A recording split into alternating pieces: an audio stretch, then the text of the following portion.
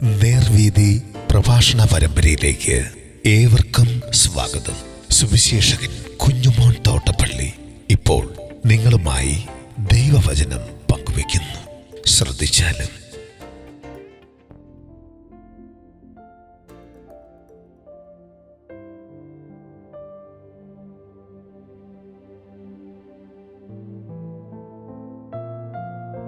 യേശു മൂപ്പന്മാരുടെ മധ്യേ. ദൈവനാമത്തിന് മഹത്വം ഉണ്ടാകട്ടെ. ലൂക്കോസിന്റെ സുവിശേഷം 22-ാം അധ്യായത്തിന്റെ 66 മുതൽ അവസാനം വരെ ഞാൻ വായിക്കുന്നത് ശ്രദ്ധിച്ചാലും. നേരം വെളുത്തപ്പോൾ ജനത്തിന്റെ മൂപ്പന്മാരായ മഹാപുരോഹിതന്മാരും ശാസ്ത്രിമാരും വന്നുകൂടി അവനെ ന്യായാധിപ സംഘത്തിൽ വരുത്തി. നീ ക്രിസ്തു എങ്കിൽ ഞങ്ങളോട് പറക എന്ന് പറഞ്ഞു. അവൻ അവരോട്, ഞാൻ നിങ്ങളോട് പറഞ്ഞാൽ നിങ്ങൾ വിശ്വസിക്കുകയില്ല, ഞാൻ ചോദിച്ചാൽ ഉത്തരം പറയുകയുമില്ല. എന്നാൽ ഇന്നു മുതൽ മനുഷ്യപുത്രൻ ദൈവശക്തിയുടെ വലത്തുഭാഗത്ത് ഇരിക്കും എന്ന് പറഞ്ഞു.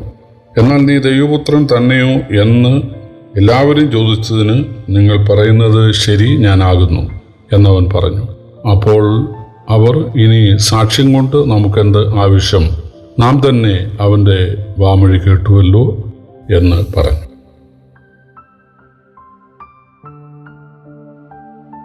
കർത്താവായ യേശുക്രിസ്തുവിനെ ഒലിവുമലയിലെ ഗത്സമനയിൽ വെച്ച് പിടിച്ച് കെട്ടിയവർ കൊണ്ടുപോയത് ഹന്നാവ് എന്ന മഹാപുരോഹിതൻ്റെ അടുക്കലാണ്.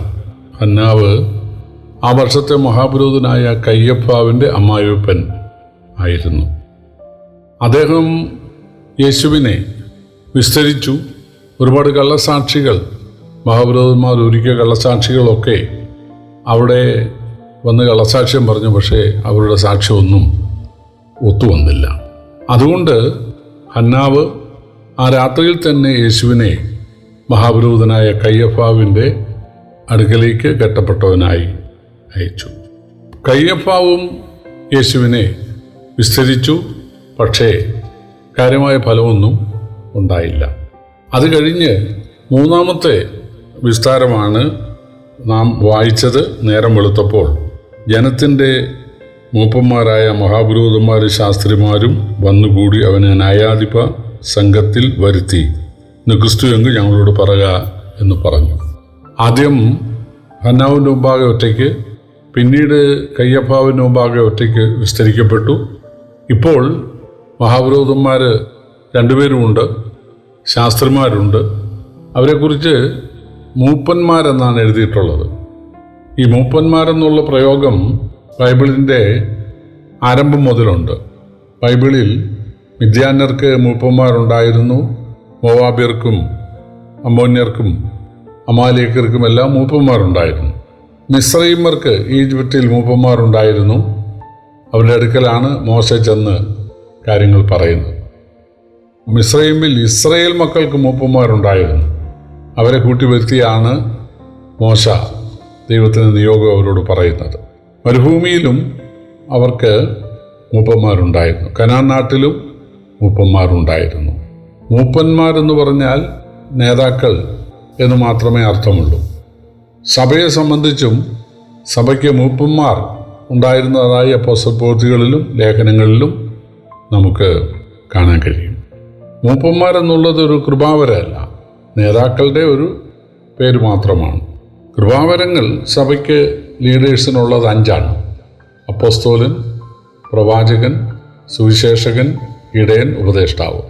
ഇവർ ചേരുന്നതാണ് മൂപ്പന്മാർ. അപ്പോസ്തലന്മാർ മൂപ്പന്മാരുടെ ഗണത്തിൽപ്പെട്ടവരായിരുന്നു എന്ന് പല വാക്യങ്ങളുണ്ട്. പത്രോസ് അപ്പോസ്തലൻ പറയുന്നുണ്ട്, നിങ്ങളിലുള്ള ഒരു കൂട്ടുമൂപ്പനായ ഞാൻ പ്രബോധിപ്പിക്കുന്നത്.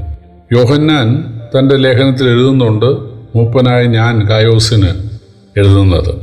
അവൾ അപ്പോസ്തലന്മാരെല്ലാം മൂപ്പന്മാരല്ലെങ്കിൽ സഭാ നേതാക്കളായിരുന്നു. പ്രവാചകന്മാർ സഭയുടെ നേതാക്കളായിരുന്നു. അന്ത്യോക്യ സഭയിൽ 5 പ്രവാചകന്മാർ സഭയുടെ നേതാക്കളായിട്ട് ഉണ്ടായിരുന്നതായി അപ്പോസ്തലപ്രവൃത്തി 13 കാണാൻ കഴിയും.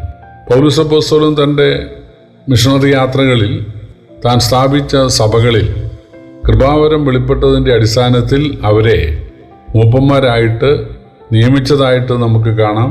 ലേഖനങ്ങളിൽ ആ മൂപ്പന്മാരുടെ ആത്മീകവും സാമൂഹികവും കുടുംബപരവുമായ യോഗ്യതകളും നമുക്ക് എഴുതി തന്നിട്ടുണ്ട്.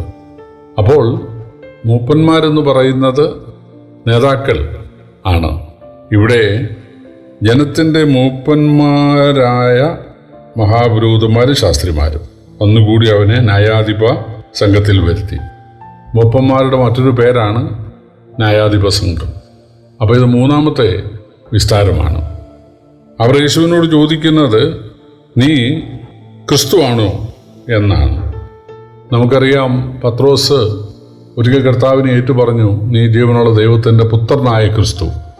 അപ്പോൾ ക്രിസ്തു എന്നുള്ളതിൻ്റെ അർത്ഥം ദൈവപുത്രൻ എന്നാണ്. അതായത് ദൈവത്വത്തിൽ, ഏകദൈവത്തിൽ 3 ആളത്വങ്ങളുണ്ട്. തുല്യശക്തിയുള്ള, സാരാംശത്തിൽ തുല്യതയുള്ള 3 ആളത്വങ്ങൾ ചേർന്നതാണ് സത്യദൈവം. പിതാവും പുത്രനും പരിശുദ്ധാത്മാവും. പിതാവ് പുത്രനായതല്ല, പുത്രൻ പരിശുദ്ധാത്മാവായതല്ല. പുത്രനെയും പിതാവിനെയും പരിശുദ്ധാത്മാവിനെയും യേശുവിൻ്റെ സ്നാനസമയത്ത് നമുക്ക് കാണാൻ കഴിയും. പിതാവ് അരുളി ചെയ്തു, എൻ്റെ പ്രിയപുത്രൻ. പരിശുദ്ധാത്മാവ് യേശുവിൻ്റെ മേൽ പ്രാവ് പോലെ ഇറങ്ങി വന്നു. അതുപോലെ പിതാവിൻ്റെ സ്നേഹവും പുത്രൻ്റെ കൃപയും പരിശുദ്ധാത്മാവിൻ്റെ കൂട്ടായ്മയും എന്നാണ് ആശീർവാദ വചനം. സ്നാനത്തെ സംബന്ധിച്ച് യേശു കൽപ്പിച്ചത് പിതാവിൻ്റെയും പുത്രൻ്റെയും പരിശുദ്ധാത്മാവിൻ്റെ നാമത്തിൽ സ്നാനപ്പെടുത്തുക എന്നാണ്. അപ്പോൾ ദൈവത്വത്തിൽ തുല്യ ശക്തിയുള്ള 3 ആളത്വങ്ങളാണുള്ളത്. അതിൽ പുത്രൻ തമ്പുരാൻ നീയാണോ എന്നാണ് ചോദ്യം. നീ ക്രിസ്തുവാണോ എന്ന് ചോദിച്ചാൽ ദൈവപുത്രനാണോ എന്നാണ്. ദൈവപുത്രനാണ് എന്ന് പറഞ്ഞാൽ ഒരു മനുഷ്യനായിരിക്കെ, ഒരു ചോരക്കുഞ്ഞായി പിറന്നു വീണ, ഒരു ദരിദ്ര പശ്ചാത്തലത്തിൽ വളർത്തപ്പെട്ട, പിന്നീട് ഇങ്ങനെ പ്രസംഗിച്ച് നടന്ന ഒരു സാധാരണക്കാരന് ദൈവപുത്രൻ എന്ന് പറയാൻ സാധിക്കുമോ? ഇതാണ് അവരുടെ ചോദ്യം. യഹൂദന്മാരെ സംബന്ധിച്ച് ദൈവം മനുഷ്യനാകും എന്നവർ വിശ്വസിക്കുന്നുണ്ട്. ക്രിസ്തു, അതായത് ദൈവത്തിൻ്റെ അഭിഷിക്തനായി പുത്രൻ തമ്പുരാൻ വരും എന്ന് അവർ വിശ്വസിക്കുന്നുണ്ട്.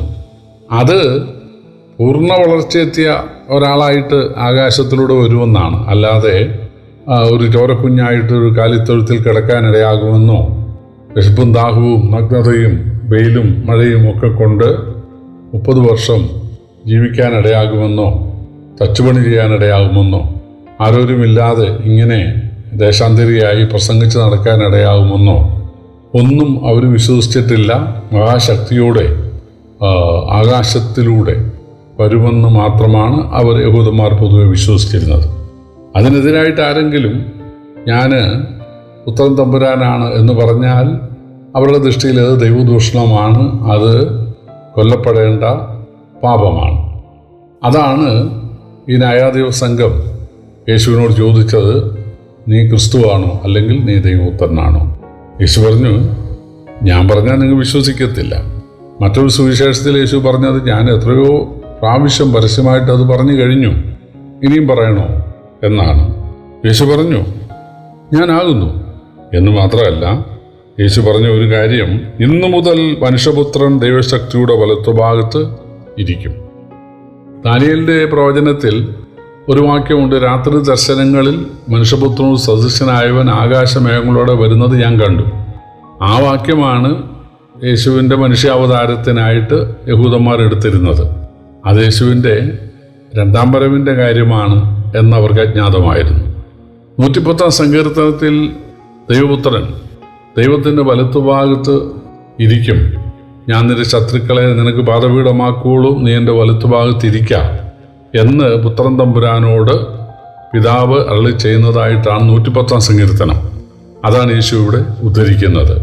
ഇന്നു മുതൽ ഞാൻ ദൈവശക്തിയുടെ വലത്തുഭാഗത്തിരിക്കാനിടയാകും, ഞാൻ ദൈവത്വത്തിലെ പുത്രൻ തമ്പുരാനാണ് എന്ന് യേശു ഈ ന്യായാധിപ സംഘത്തോട്, മഹാപുരോഹിതന്മാരോടും മൂപ്പന്മാരോടും തുറന്ന് പറയുകയായിരുന്നു. അങ്ങനെ പറഞ്ഞാൽ തീർച്ചയായിട്ടും അത് ദൈവദൂഷണമെന്ന് വിധിച്ചവർ കുരിശിക്കുമെന്ന് യേശുവിന് അറിയാമായിരുന്നു. പക്ഷേ യേശു മരണത്തെ ഭയപ്പെടാതെ മനുഷ്യവർഗത്തിൻ്റെ രക്ഷയ്ക്ക് വേണ്ടി, യാഗമാകാൻ വേണ്ടി തന്നെത്താൻ ഉള്ളത് പറയുകയാണ് ചെയ്തത്. നമ്മെ സ്നേഹിച്ച് നമുക്ക് വേണ്ടി നിഷ്കളങ്കനായി, അങ്ങനൊരു വാക്യമുണ്ട് എബ്രായ ലേഖനത്തിൽ, നമ്മെ സ്നേഹിച്ച് നമുക്ക് വേണ്ടി നിഷ്കളങ്കനായി ഏൽപ്പിച്ചു തന്ന ദൈവപുത്രൻ എന്ന്. കർത്താവായ യേശു മനഃപൂർവ്വം എല്ലാം അറിഞ്ഞിട്ടും, തനിക്ക് വരാൻ പോകുന്ന പീഡകൾ അറിഞ്ഞിട്ടും നമ്മെ രക്ഷിക്കുവാൻ യാഗമാകാൻ തയ്യാറായ മഹാസ്നേഹത്തെ ഓർത്ത് നമുക്ക് കർത്താവിനെ സ്തുതിക്കാം. കർത്താവിൻ്റെ വലിയൊരു നാമം വാഴ്ത്തപ്പെടുമാറാകട്ടെ.